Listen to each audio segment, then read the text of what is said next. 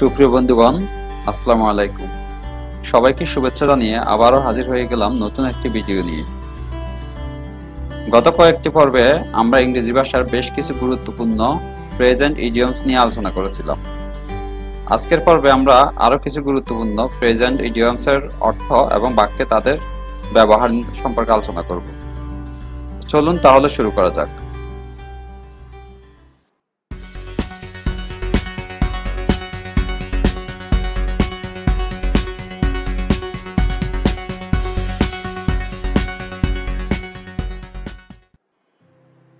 আজকে আমরা প্রথম যে ফ্রেজটি নিয়ে আলোচনা করব সেটি হচ্ছে অ্যাজ ইফ। এর অর্থ যেন। বাক্যে আমরা এটিকে যেভাবে ব্যবহার করতে পারি, you are talking as if you know nothing about the matter. তুমি এমন ভাবে কথা বলতেছো যেন তুমি বিষয়টি সম্পর্কে কিছুই জানো না। আমি আবার বলছি, you are talking as if you know nothing about the matter. তুমি এমন ভাবে কথা বলতেছো যেন তুমি বিষয়টি সম্পর্কে কিছুই জানো না। পরের ফ্রেজটি হচ্ছে as long as। এর অর্থ যতক্ষণ সম্ভব। বাক্যে আমরা এটিকে যেভাবে ব্যবহার করতে পারি, do the work as long as possible। যতক্ষণ সম্ভব কাজটি করতে থাকো। আমি আবার বলছি, do the work as long as possible। যতক্ষণ সম্ভব কাজটি করতে থাকো। এরপর আমরা যে ফ্রেজটি নিয়ে আলোচনা করব সেটি হচ্ছে as soon as। এর অর্থ যত তাড়াতাড়ি সম্ভব। বাক্যে আমরা এটিকে যেভাবে ব্যবহার করতে পারি, রিপ্লাই মাই message as soon as possible। যত তাড়াতাড়ি সম্ভব আমার মেসেজের উত্তর দাও। আমি আবার বলছি, রিপ্লাই মাই message as soon as possible। যত তাড়াতাড়ি সম্ভব আমার মেসেজের উত্তর দাও। পরের ফ্রেজটি হচ্ছে as well as। এর অর্থ এবং ও আরো। বাক্যে আমরা এটিকে যেভাবে ব্যবহার করতে পারি, Ruma as well as Runa has gone to market। Ruma এবং রুনা দুইজনই বাজারে গিয়েছে। আমি আবার বলছি, Ruma as well as Runa has gone to market। Ruma এবং রুনা দুইজনই বাজারে গিয়েছে।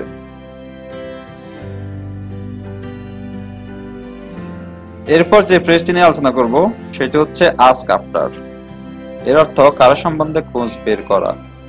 বাক্যে আমরা এটিকে যেভাবে ব্যবহার করতে পারি, he was asking after you when I met him। সে তোমার সম্পর্কে জিজ্ঞেস করেছিল যখন আমি তার সাথে দেখা করলাম। অন্যভাবে বলতে পারি, সে তোমার খোঁজ খবর নিয়েছিল যখন আমি তার সাথে দেখা করলাম। পরের ফ্রেজটি হচ্ছে ask for। এর অর্থ চেয়ে নেওয়া। বাক্যে আমরা এটিকে যেভাবে ব্যবহার করতে পারি, he was asking for your help। সে তোমার সাহায্য চাইতেছে। he was asking for your help। সে তোমার সাহায্য চাইতেছে। আরো একটি উদাহরণ দিতে পারি, you can ask for anything to me। তুমি আমার কাছে যে কোনো কিছু চাইতে পারো। you can ask for anything to me। তুমি আমার কাছে যে কোনো কিছু চাইতে পারো। এরপর যে ফ্রেজটি নিয়ে আলোচনা করব সেটি হচ্ছে at a deadlock। এর অর্থ অচল অবস্থা। বাক্যে আমরা এটিকে যেভাবে ব্যবহার করতে পারি, don't create a deadlock situation, come to the point of solution। অচল অবস্থার সৃষ্টি করিও না, সমাধানের দিকে এসো। আমি আবার বলছি, don't create a deadlock situation, come to the point of solution। অচল অবস্থার সৃষ্টি করিও না, সমাধানের দিকে এসো। পরের ফ্রেজটি হচ্ছে at a glance। এর অর্থ এক নজরে। বাক্যে আমরা এটিকে যেভাবে ব্যবহার করতে পারি, read the article at a glance and try to understand its main theme। এক নজরে অনুচ্ছেদটি পড়ে নাও এবং এর মূল ভাবটি বোঝার চেষ্টা করো। আমি আবার বলছি, read the article at a glance and try to understand its main theme। এক নজরে অনুচ্ছেদটি পড়ে নাও এবং এর মূল ভাবটি বোঝার চেষ্টা করো।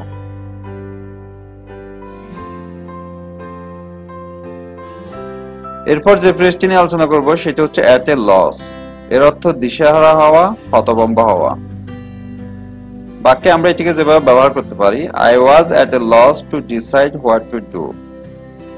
আমি সিদ্ধান্ত নিতে পারছিলাম না যে আমি কি করব। আবার বলছি, I was at a loss to decide what to do. আমি সিদ্ধান্ত নিতে পারছিলাম না যে আমি কি করব। পরের ফ্রেজটি হচ্ছে at a standstill। এর অর্থ নিশ্চল বা স্থির। বাক্যে আমরা এটিকে যেভাবে ব্যবহার করতে পারি, After hearing the sad news, he was at a standstill. দুঃসংবাদটি শোনার পরে সে নিশ্চল হয়ে পড়ল। আমি আবার বলছি, After hearing the sad news, he was at a standstill. দুঃসংবাদটি শোনার পরে সে নিশ্চল হয়ে পড়ল। পরের ফ্রেজটি হচ্ছে at a stone's throw। এর অর্থ খুব কাছে, নিকটবর্তী দূরত্বে বা আয়ত্তের মধ্যে। বাক্যে আমরা এটিকে যেভাবে ব্যবহার করতে পারি, The school is at a stone's throw from my home. আমার বাড়ি থেকে স্কুলটি খুবই কাছে। আমি আবার বলছি, The school is at a stone's throw from my home. আমার বাড়ি থেকে স্কুলটি খুবই কাছে। পরের ফ্রেজটি হচ্ছে at a stretch। এর অর্থ এক নাগাড়ে বা একটানা। বাক্যে আমরা এটিকে যেভাবে ব্যবহার করতে পারি, He can run 4 miles at a stretch. সে একটানা 4 মাইল পর্যন্ত দৌড়াতে পারে। আমি আবার বলছি, He can run 4 miles at a stretch. সে একটানা 4 মাইল পর্যন্ত দৌড়াতে পারে। পরের ফ্রেজটি হচ্ছে at all। এর অর্থ আদৌ বা মোটেও। বাক্যে আমরা এটি যেভাবে ব্যবহার করতে পারি, You are not suitable to marry me at all. তুমি আমাকে বিয়ে করার জন্য মোটেও উপযুক্ত নয়। আমি আবার বলছি, You are not suitable to marry me at all. তুমি আমাকে বিয়ে করার জন্য মোটেও উপযুক্ত নয়। পরের ফ্রেজটি হচ্ছে at all events। এর অর্থ যাই ঘটুক না কেন। বাক্যে আমরা এটিকে যেভাবে ব্যবহার করতে পারি, I must marry you at all events. যাই ঘটুক না কেন আমি তোমাকে বিয়ে করবই। আমি আবার বলছি, I must marry you at all events. যাই ঘটুক না কেন আমি তোমাকে বিয়ে করবই। পরের ফ্রেজটি হচ্ছে at all risk। এর অর্থ যে কোনো ঝুঁকি নিয়ে যে বিপদে আসুক না কেন। বাক্যে আমরা এটিকে যেভাবে ব্যবহার করতে পারি, I will love you at all risk. যে কোনো বিপদের মুখেই হোক আমি তোমাকে ভালোবাসবই। আমি আবার বলছি, I will love you at all risk. যে কোনো বিপদের মুখেই হোক আমি তোমাকে ভালোবাসবই। পরের ফ্রেজটি হচ্ছে at any rate। এর অর্থ যে কোনো মূল্যেই হোক। বাক্যে আমরা এটিকে যেভাবে ব্যবহার করতে পারি, I will try to catch you at any rate. এর অর্থ যে কোনো মূল্যেই হোক আমি তোমাকে পাওয়ার চেষ্টা করব। আমি আবার বলছি, I will try to catch you at any rate. যে কোনো মূল্যেই হোক আমি তোমাকে পাওয়ার চেষ্টা করব। পরের ফ্রেজটি হচ্ছে at arm's length। এর অর্থ যথেষ্ট দূরে থাকা বা নিরাপদ দূরত্বে রাখা। বাক্যে আমরা এটিকে যেভাবে ব্যবহার করতে পারি, Don't try to catch me. I will try to keep me at arm's length from you. আমাকে পাওয়ার চেষ্টা করিও না, আমি তোমার থেকে নিরাপদ দূরত্বে থাকার চেষ্টা করব। আমি আবার বলছি, Don't try to catch me. I will try to keep me at arm's length from you. আমাকে পাওয়ার চেষ্টা করিও না, আমি তোমার থেকে নিরাপদ দূরত্বে থাকার চেষ্টা করব। পরের ফ্রেজটি হচ্ছে at best অথবা at the best। এর অর্থ বড় জোর। বাক্যে আমরা এটিকে যেভাবে ব্যবহার করতে পারি, You can't forget me. At the best you can hide you from me. তুমি আমাকে ভুলতে পারবে না, বড়জোর তুমি আমার থেকে নিজেকে লুকিয়ে রাখতে পারবে। আমি আবার বলছি, you can't forget me, at the best you can hide you from me.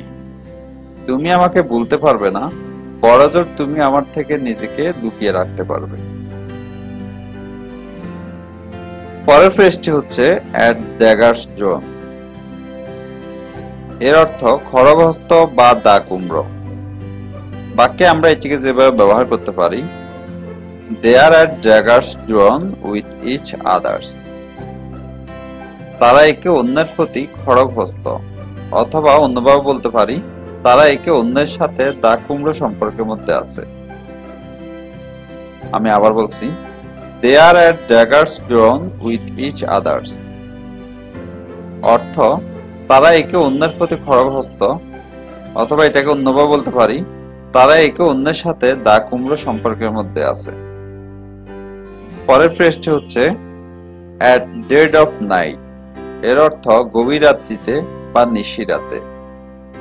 বাক্যে আমরা এটিকে যেভাবে ব্যবহার করতে পারি, don't come to me at dead of night. গভীর রাতে আমার কাছে আসিও না। আমি আবার বলছি, don't come to me at dead of night. গভীর রাতে আমার কাছে আসিও না। পরের ফ্রেজটি হচ্ছে অ্যাট ইজ। এর অর্থ সহজে। বাক্যে আমরা এটিকে যেভাবে ব্যবহার করতে পারি, I can't forget her at is. আমি তাকে সহজে ভুলতে পারছি না। আমি আবার বলছি, I can't forget her at is. আমি তাকে সহজে ভুলতে পারছি না। পরের ফ্রেজটি হচ্ছে অ্যাট হ্যান্ড। এর অর্থ হাতের কাছে বা নাগালের মধ্যে। বাক্যে আমরা এটিকে যেভাবে ব্যবহার করতে পারি, be attentive to your study, your exam is at hand. পড়ালেখায় মনোনিবেশ করো, তোমার পরীক্ষা তো হাতের কাছে। আমি আবার বলছি, be attentive to your study, your exam is at hand. পড়ালেখায় মনোনিবেশ করো, তোমার পরীক্ষা তো হাতের কাছে। আরো একটি উদাহরণ দিতে পারি, I am at your hand, you can catch me at any time. আমি তো তোমার হাতের মধ্যেই আছি, তুমি যে কোনো সময় আমাকে পেতে পারো। আবার বলছি, I am at your hand, you can catch me at any time. আমি তো তোমার হাতের মধ্যেই আছি, তুমি যে কোনো সময় আমাকে পেতে পারো। এরপর যে ফ্রেজটি নিয়ে আমরা আলোচনা করব সেটি হচ্ছে অ্যাট হোম ইন। এর অর্থ দক্ষ বা পারদর্শী। বাক্যে আমরা এটিকে যেভাবে ব্যবহার করতে পারি, you should be quite at home in English if you want to study in abroad. বিদেশে পড়াশোনা করতে চাইলে তোমাকে ইংরেজিতে সম্পূর্ণরূপে দক্ষ হতে হবে। আমি আবার বলছি, you should be quite at home in English if you want to study in abroad. বিদেশে পড়াশোনা করতে চাইলে তোমাকে ইংরেজিতে সম্পূর্ণরূপে দক্ষ হতে হবে। পরের ফ্রেজটি হচ্ছে অ্যাট ইন্টারভালস। এর অর্থ মাঝে মাঝে বা বিরতিতে।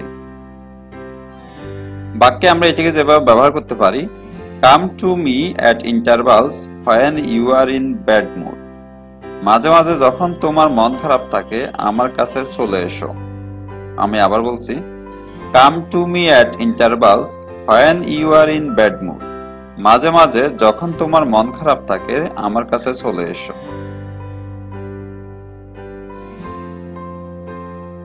পরের ফ্রেজটি হচ্ছে অ্যাট ইস্যু। এর অর্থ বিতর্কের বিষয়। বাক্যে আমরা এটিকে যেভাবে ব্যবহার করতে পারি, what is your point at issue. তোমাদের বিতর্কের বিষয় কি? What is your point at issue. তোমাদের বিতর্কের বিষয় কি? পরের ফ্রেজটি হচ্ছে অ্যাট লাস্ট। এর অর্থ অবশেষে বা পরিশেষে। বাক্যে আমরা এটিকে যেভাবে ব্যবহার করতে পারি, at last I got you. অবশেষে আমি তোমাকে পেলাম। At last I got you. অবশেষে আমি তোমাকে পেলাম। পরের ফ্রেজটি হচ্ছে অ্যাট লেংথ। এর অর্থ বিস্তারিতভাবে। বাক্যে আমরা এটিকে যেভাবে ব্যবহার করতে পারি, I will tell you the matter at length later. আমি পরে তোমাকে বিষয়টি বিস্তারিত বলবো। আমি আবার বলছি, I will tell you the matter at length later. আমি পরে তোমাকে বিষয়টি বিস্তারিত বলবো। পরের ফ্রেজটি হচ্ছে at no time, এর অর্থ কখনো না। বাক্যে আমরা এটিকে যেভাবে ব্যবহার করতে পারি, I can tell lie with you at no time. আমি কখনই তোমার সাথে মিথ্যা কথা বলতে পারবো না। I can tell lie with you at no time. আমি কখনোই তোমার সাথে মিথ্যা কথা বলতে পারবো না।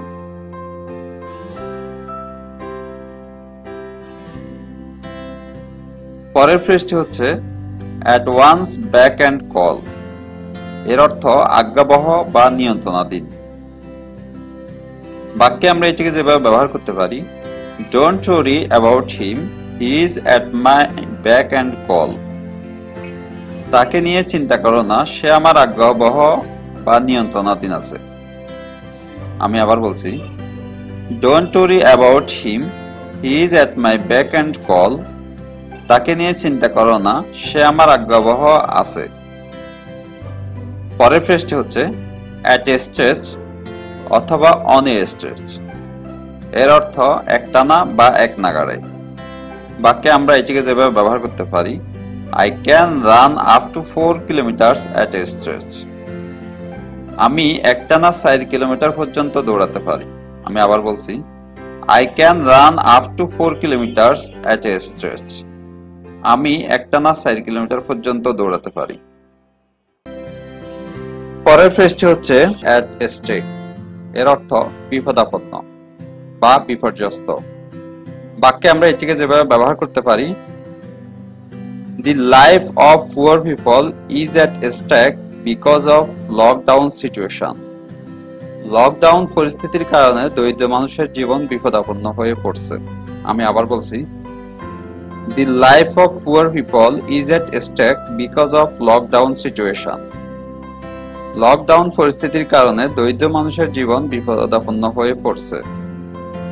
পরের ফ্রেজটি হচ্ছে at the cost of, এর অর্থ বিনিময়। বাক্যে আমরা এটিকে যেভাবে ব্যবহার করতে পারি, I must do the work at the cost of anything. যে কোনো কিছুর বিনিময়েই হোক আমি কাজটি করবই। আমি আবার বলছি, I must do the work at the cost of anything. যে কোনো কিছুর বিনিময়েই হোক আমি কাজটি করবই।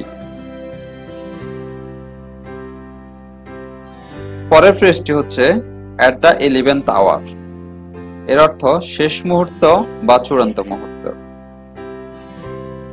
বাক্যে আমরা এটিকে যেভাবে ব্যবহার করতে পারি, He cancelled my deal at the 11th hour. শেষ মুহূর্তে সে আমার চুক্তিটি বাতিল করলো। আমি আবার বলছি, He cancelled my deal at the 11th hour. শেষ মুহূর্তে সে আমার চুক্তিটি বাতিল করলো। পরের ফ্রেজটি হচ্ছে at the latest, এর অর্থ খুব বেশি দেরি হলেও সর্বোচ্চ সময়ের ক্ষেত্রে।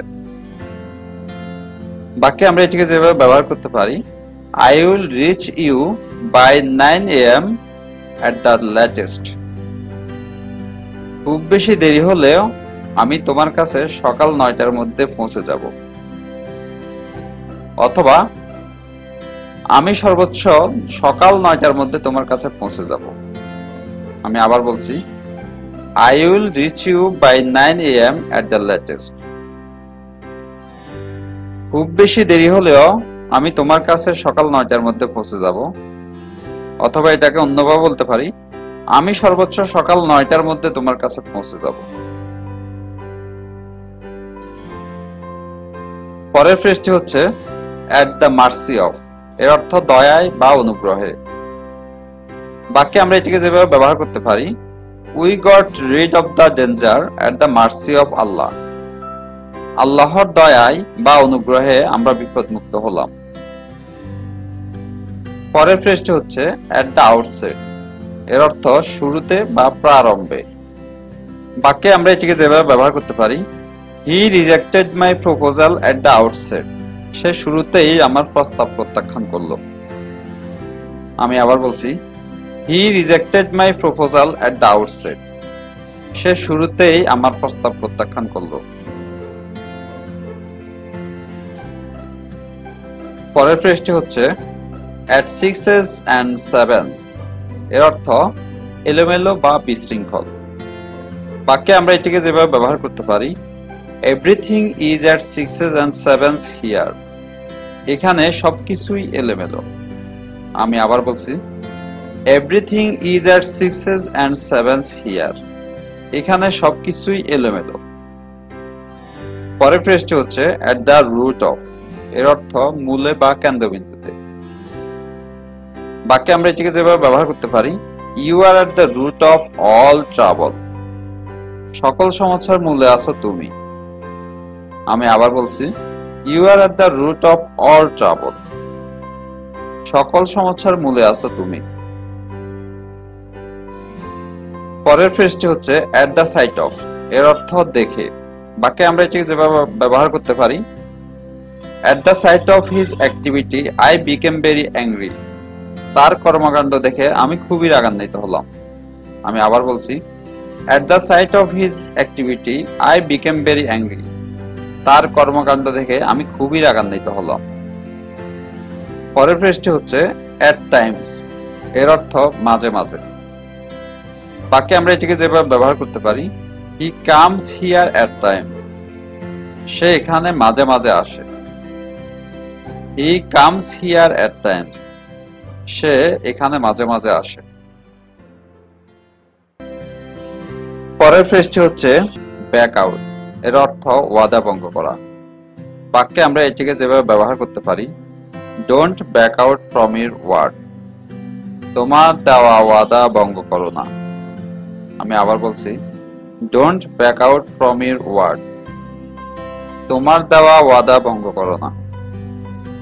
পরের ফ্রেজটি হচ্ছে ব্যাক আপ, এর অর্থ সহমত হওয়া বা সমর্থন করা। বাক্যে আমরা এটিকে যেভাবে ব্যবহার করতে পারি, let us all back up his demand, চলো সবাই মিলে তার দাবিকে সমর্থন করি। আমি আবার বলছি, let us all back up his demand, চলো সবাই মিলে তার দাবিকে সমর্থন করি। পরের ফ্রেজটি হচ্ছে ব্যাড ব্লাড, এর অর্থ শত্রুতা বা খারাপ সম্পর্ক।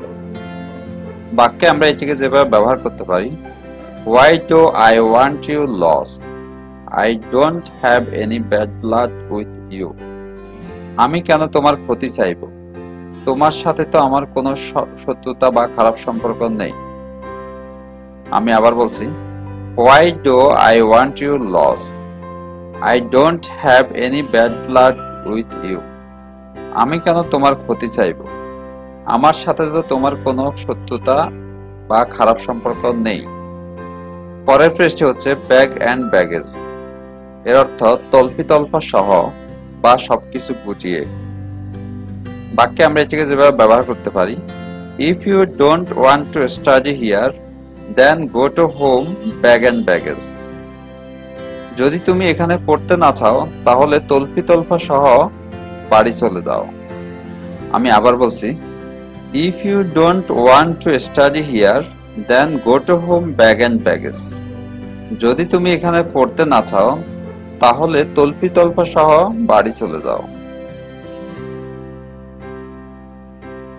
পরের ফ্রেজটি হচ্ছে ইন এ ফিক্স, এর অর্থ সমস্যায় পড়া বা বিপদে পড়া। বাক্যে আমরা এটিকে যেভাবে ব্যবহার করতে পারি, please help me, I am in a fix, দয়া করে আমাকে সাহায্য করো, আমি একটা সমস্যায় আছি। আমি আবার বলছি, please help me, I am in a fix, দয়া করে আমাকে সাহায্য করো, আমি একটা সমস্যায় আছি।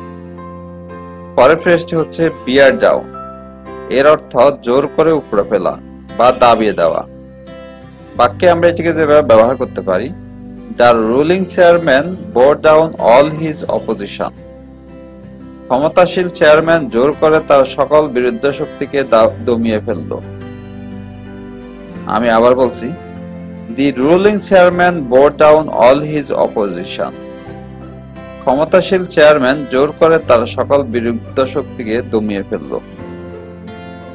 পরের ফ্রেজটি হচ্ছে বিয়ার ফ্রুট, এর অর্থ ফলদায়ক হওয়া বা ফল দেওয়া।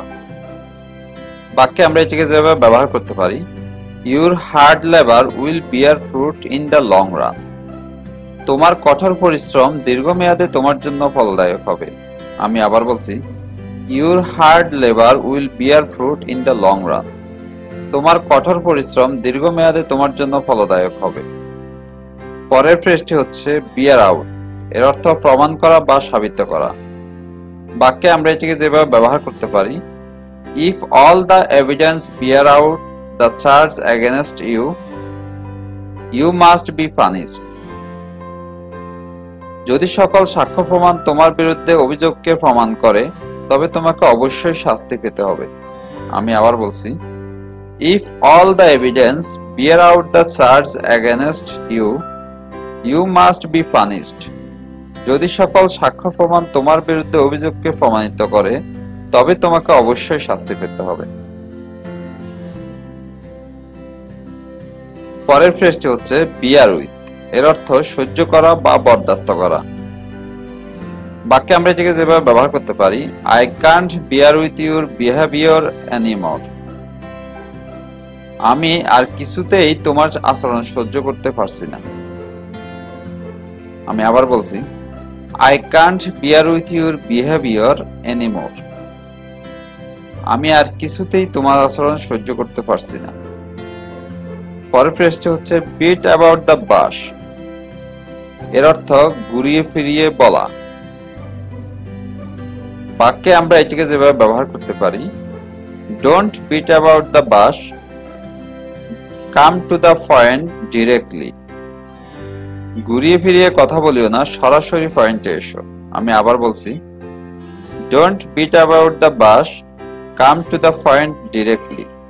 ঘুরিয়ে ফিরিয়ে কথা বলিও না, সরাসরি পয়েন্টে এসো। সুপ্রিয় বন্ধুগণ, আমাদের আজকের আলোচনা এ পর্যন্ত। আশা করি ভিডিওটি আপনাদের ভালো লেগেছে। যদি ভিডিওটি ভালো লেগে থাকে, ভিডিওটিতে একটি লাইক দিবেন এবং আপনার বন্ধুদের সাথেও শেয়ার করতে পারেন।